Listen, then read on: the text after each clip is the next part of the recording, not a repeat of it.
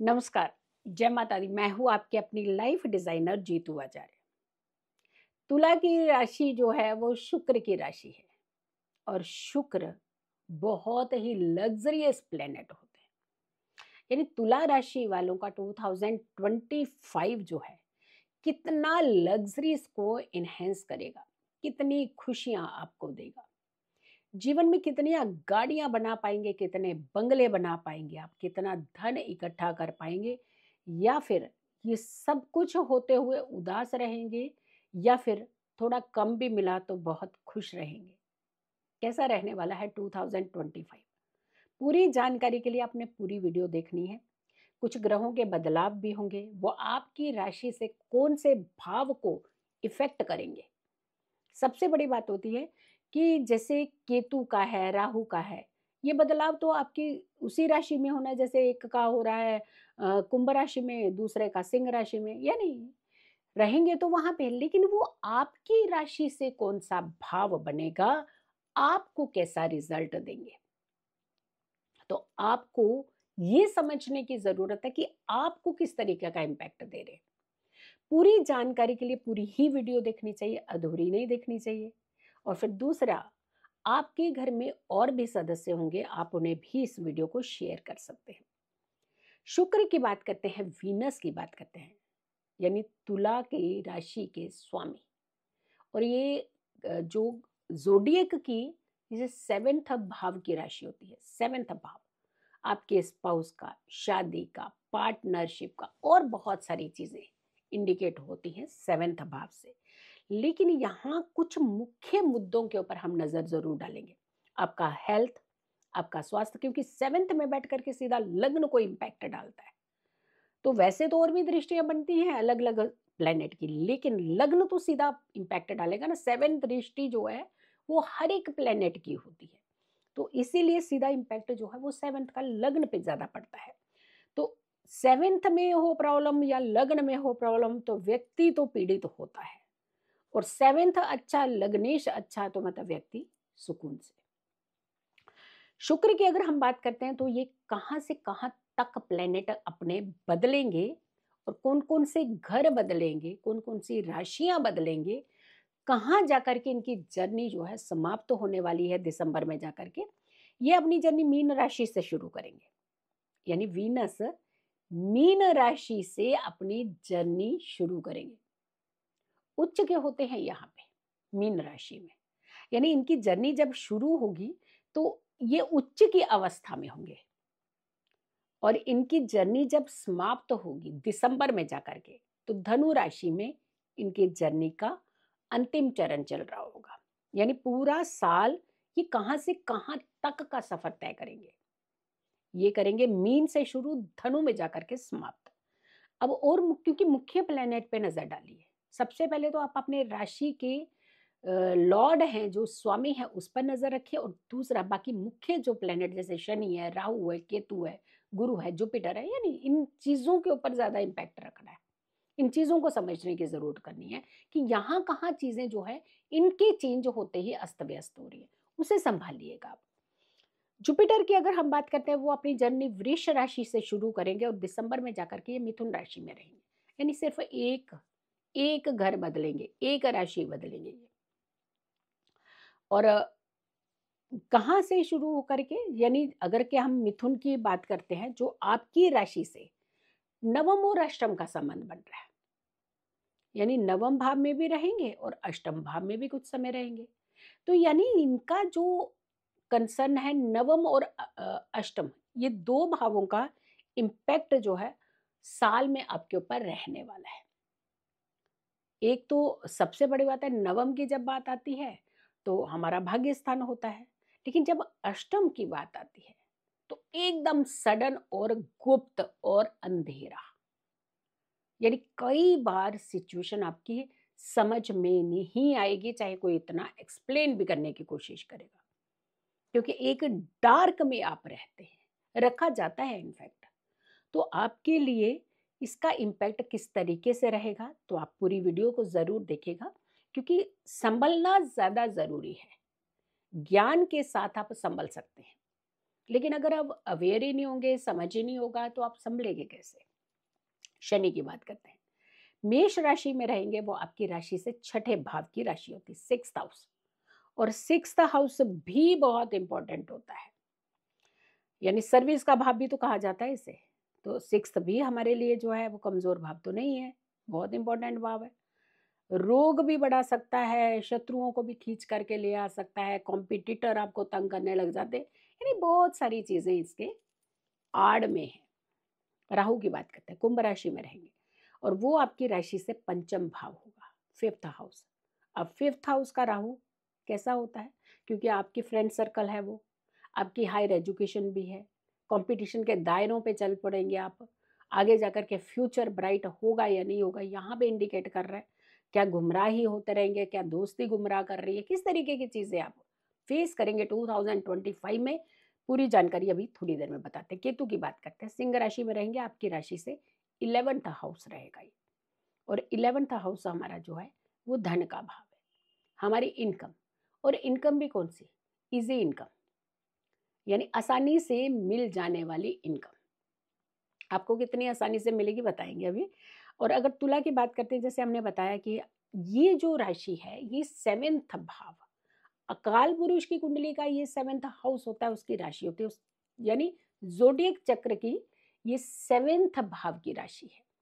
ये राशि जो है ये वायु तत्व है, हवा में नहीं उड़ना है इस बार। 2025 में आपने थोड़ा संभल करके चलना है। वैसे तो ये कहते हैं कि शुक्र जो है वो प्रेम के कारक, प्यार के कारक होते हैं और लग्जरीज के कारक होते हैं, लेकिन आपकी इनर की हैप्पीनेस को बनाए रखने के कारक भी होते हैं। आपका एक लेवल बना देते हैं, यानी जिसके पास धन ही धन, उसका लेवल भी बढ़ने लगता है, उसको ज्ञान भी बहुत आ जाता है, उसको समझाने वाले भी बहुत आ जाते हैं, उनकी केयर करने वाले बहुत आ जाते हैं। यानी शुक्र जो है, अगर शुक्र आपके साथ है तो बहुत कुछ चल करके आ जाता है। चलिए हम बात करेंगे सबसे पहले आपकी हेल्थ की, क्योंकि हेल्थ इज इम्पॉर्टेंट। हेल्थ है तो आप हर गाड़ी का, घर का, चीज़ों का, जितनी भी मटेरियलिस्टिक चीज़ें हैं उनका आनंद ले पाते हैं। लेकिन अगर हेल्थ नहीं है तो हर चीज़ आपके सामने पड़ी रहती है, बट आप उसका आनंद नहीं ले पाते हैं। 29 मार्च के बाद से शनि देव आपकी राशि से छठे भाव में ये रहने वाले हैं। और यहां पर जो सबसे अच्छी क्या बात होती है, मैलिफिक प्लैनेट का प्रभाव छठे भाव में ठीक होता है, सामान्य होता है। तो यानी आपके लिए कोई हेल्थ को लेकर के बड़ा मेजरली इंडिकेट नहीं कर रहे हैं, यानी आप सामान्य स्थिति में रहेंगे। कोई बड़ी बीमारी से अगर अभी तक जूझ रहे थे 2025 में, मार्च ऑनवर्ड्स, मार्च के मतलब आप अप्रैल ही समझिएगा, क्योंकि 29 मार्च में इनका चेंज हो रहा है, तो आप अप्रैल समझिएगा। तो अप्रैल से लेकर के कुछ बेटर सिचुएशन आपकी हेल्थ की हो सकती है। 14 मई से गुरु चेंज करेंगे अपनी राशि, और ये आपकी राशि से 9वें भाव में रहे, 9वां यानी 9th, भाग्य का भाव है ये।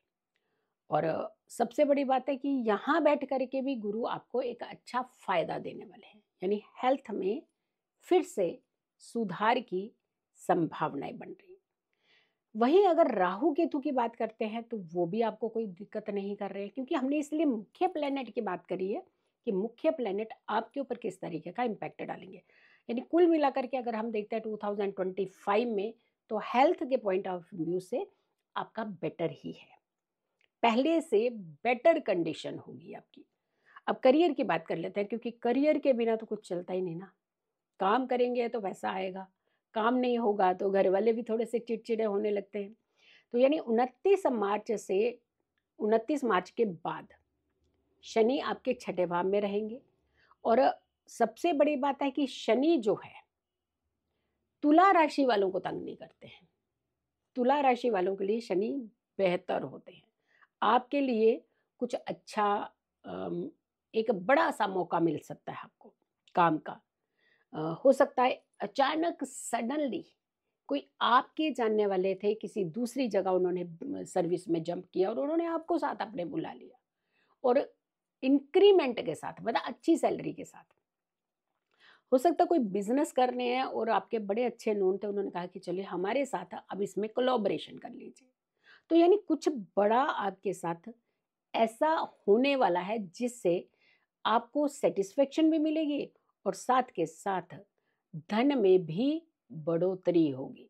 यानी पैसा होगा तो सब कुछ होगा। बिजनेस के मामले में भी काफ़ी बेहतर सिचुएशन दिखाता हुआ ना, बीच बीच में थोड़ी सी प्रॉब्लम हो सकती है, लेकिन अगर हम कहें कि बहुत ज़्यादा प्रॉब्लम है तो ऐसी सिचुएशन नहीं है। ऑलमोस्ट ऑल मतलब आप कंट्रोलिंग में ही रहेंगे।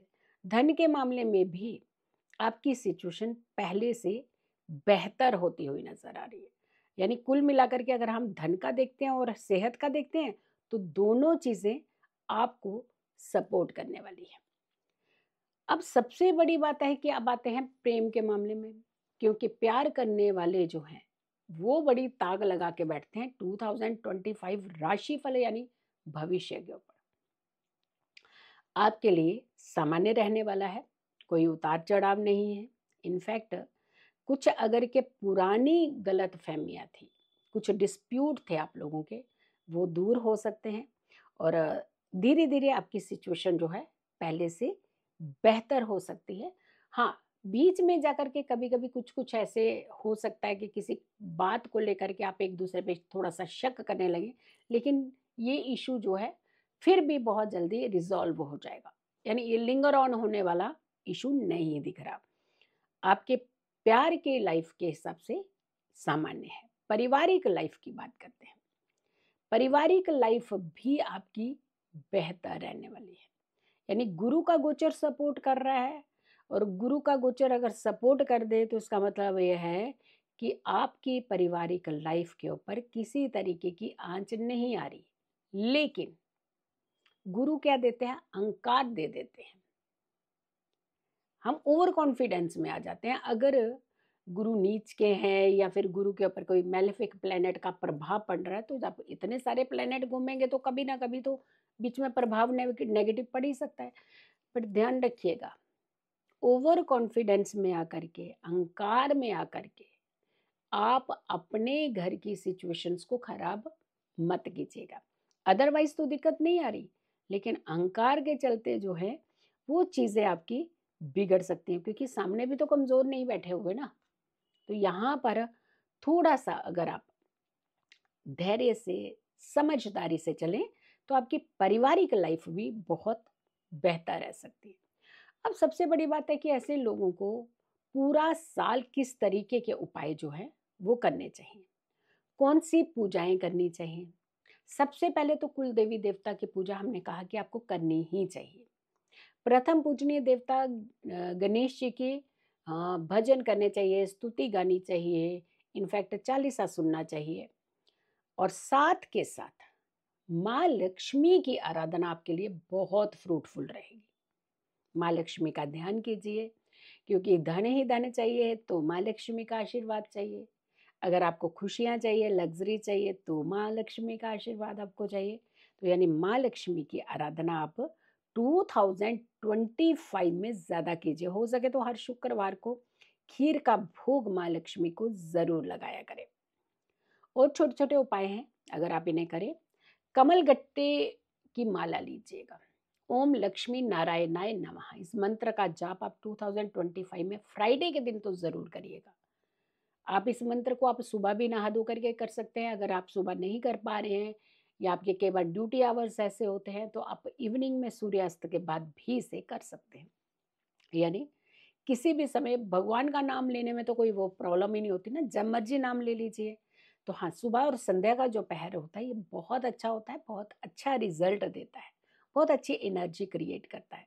तो आप सुबह और शाम माँ लक्ष्मी का ध्यान करते हुए अपने सुख सुविधाओं को बचाए रखने का आशीर्वाद ज़रूर लीजिएगा।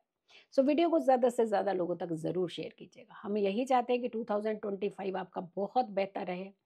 बहुत सारे लोगों तक आप वीडियोस को ज़रूर शेयर करा करें, आपके नियर एंड डियर, आपके फ्रेंड सर्कल, आपकी फैमिली। अगर आपकी राशि तुला नहीं है तो आपके घर में किसी और की होगी, तो तुला राशि आप बहुत सारे लोगों को शेयर कीजिए। बाकी राशियाँ भी हम कन्या तक ऑलरेडी डाल चुके हैं, तुला की राशि ये है, और भी जो बाकी राशि है हम जल्द से जल्द डालने का प्रयास करेंगे ताकि आप सारा राशिफल ध्यान से देख सकें, समझ सकें और अपने प्रिकॉशंस ले सकें। सो वीडियो को ज़्यादा से ज़्यादा लोगों तक ज़रूर शेयर कीजिएगा। खुश रहिए, स्वस्थ रहिए, पॉजिटिव रहिए। पॉजिटिव रहते हैं तो हर समस्या से हम दूर रहते हैं।